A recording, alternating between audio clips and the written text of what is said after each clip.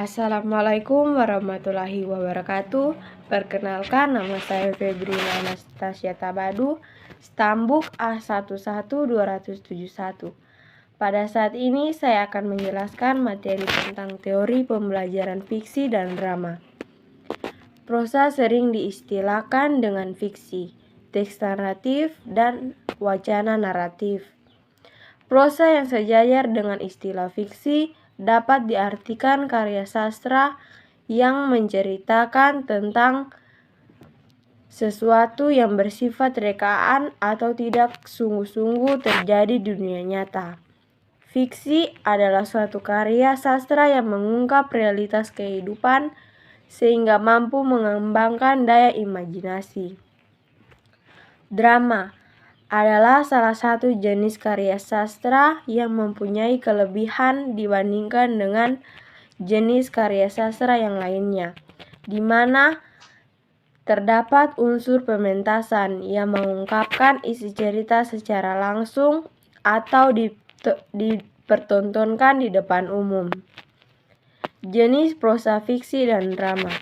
Prosa fiksi dapat dibedakan atas prosa lama dan prosa baru. Sedangkan drama dapat dibedakan menurut masanya dan drama berdasarkan isi kandungan cerita. Prosa lama.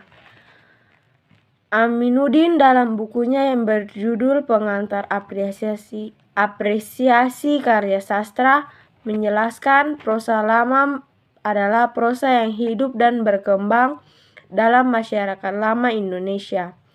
Prosa lama merupakan karya sastra yang belum dapat disampaikan dari karya sastra atau kebudayaan barat.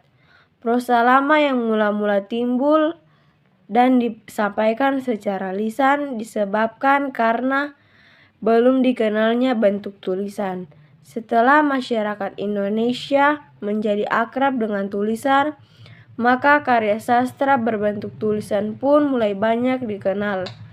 Sejak itulah sastra tulisan mulai dikenal dan sejak itu pula lah babak-babak sastra pertama dan retaan sejarah sastra Indonesia mulai ada. Prosa lama terbagi atas bidal. Bidal adalah cara berbicara dengan menggunakan bahasa kias. Bidal terdiri dari beberapa macam, di antaranya pepatah, tamsil, kiasan, perumpamaan, pemeo. Berikutnya hikayat. Hikayat berasal dari India dan Arab, yaitu bentuk sastra lama yang berisikan cerita kehidupan para dewi-dewi, peri, pangeran, putri kerajaan, serta raja-raja yang memiliki kekuatan gaib. Kesaktian dan kekuatan luar biasa yang dimiliki seseorang yang diceritakan dalam hikayat kadang tidak masuk akal. Namun dalam hikayat banyak mengambil tokoh-tokoh dalam sejarah.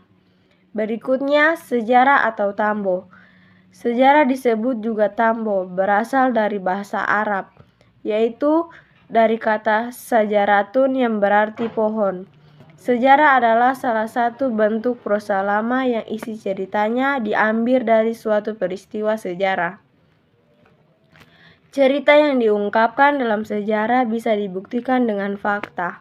Tambo atau cerita sejarah kadang tidak sepenuhnya mengandung kebenaran karena dicampurkan dengan hal-hal yang tidak masuk akal atau dongeng. Selain berisikan peristiwa sejarah, juga berisikan silsilah raja-raja. Sejarah yang berisikan silsilah raja-raja ini ditulis oleh para sastrawan masyarakat lama.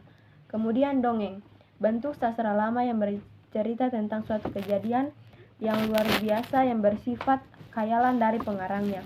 Jadi dongeng bukan merupakan cerita yang benar-benar terjadi. Fungsi dongeng hanyalah sebagai penghibur hati atau pelipur rara. Bentuk-bentuk cerita dongeng antara lain, yang pertama, mite atau mitos, kedua sage, ketiga fabel, keempat legenda, kelima penggali hati atau dongeng jenaka, keenam cerita perumpamaan, ketujuh parabel, kedelapan cerita berbingkai, kesembilan cerita panji. Berikutnya prosa baru. Prosa baru adalah karangan prosa yang timbul setelah mendapat pengaruh sastra atau budaya barat. Adapun sastra baru yaitu roman. Roman adalah bentuk prosa baru yang mengisahkan kehidupan pelaku utamanya dengan segala suka dukanya. Dalam roman, pelaku utama sering diceritakan mulai dari kanak-kanak, dewasa, sampai hingga meninggal dunia. Roman mengungkap adat atau banyak aspek kehidupan suatu masyarakat secara mendetail dan menyeluruh. Alur bercabang-cabang, banyak digresi atau pelanturan.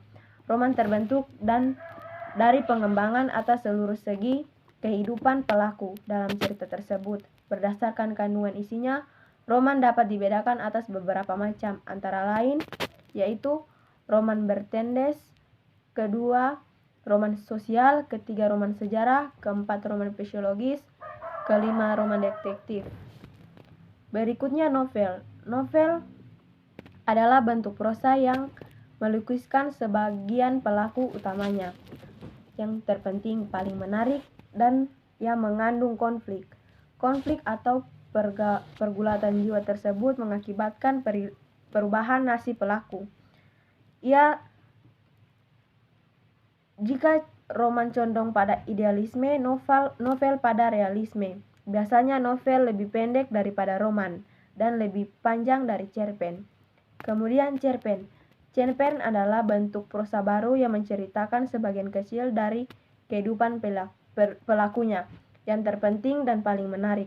Di dalam cerpen boleh ada konflik atau pertikaian, dan hal itu menyebabkan perubahan nasib pelakunya.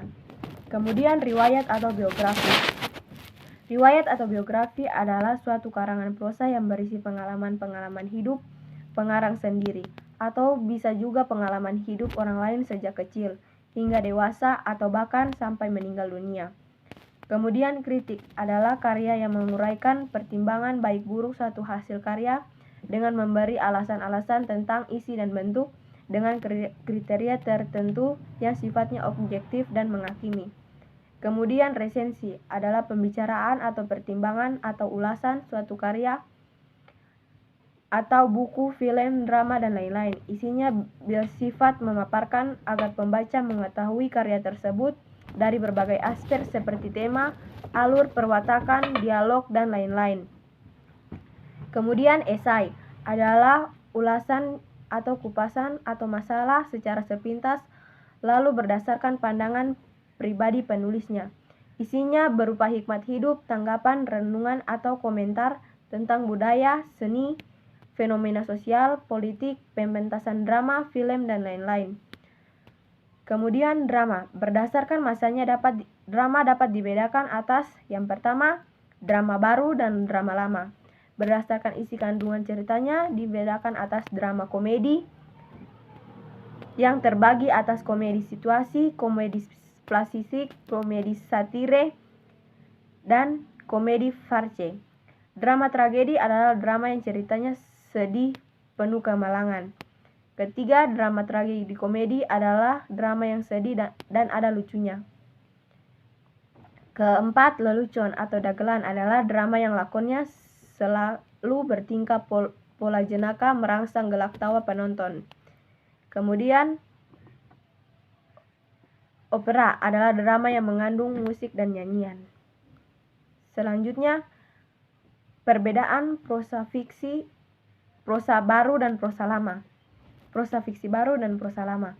Perbedaan karya sastra dan baru dapat kita lihat dari ciri-ciri yang melekat pada karya sastra itu sendiri. Adapun ciri-ciri karya sastra lama adalah sebagai berikut.